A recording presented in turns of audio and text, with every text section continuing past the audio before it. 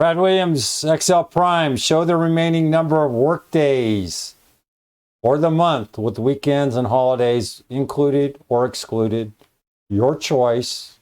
Here, we're going to use that network days deal. Why? Because we're counting number of days between two dates.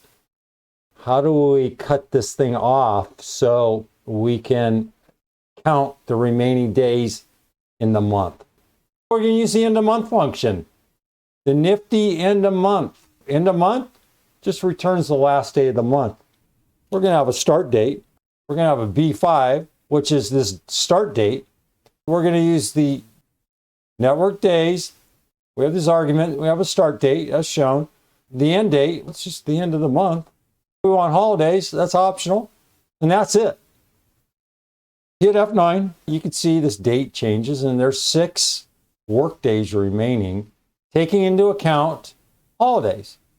Name range holidays, as shown in all these network or all these workday related exercises.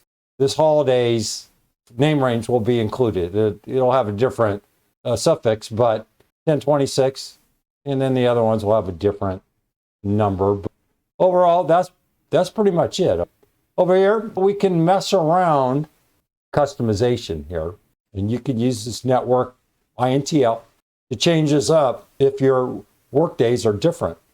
If you're working 6-day weeks or 4-day weeks or whatever, you can incorporate the customization.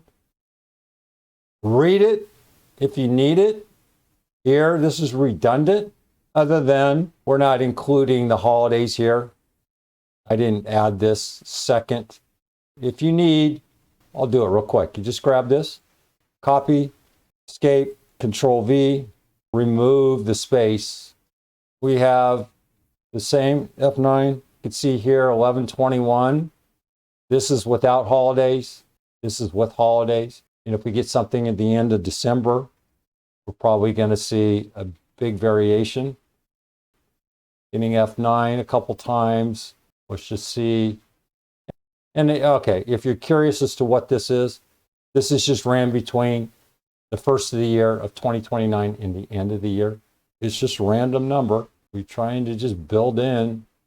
Take a look here. I could just put 1222 in there and it'll give us a couple holidays. Anyway, you get the point. Brad Williams, XL Prime, thanks for watching.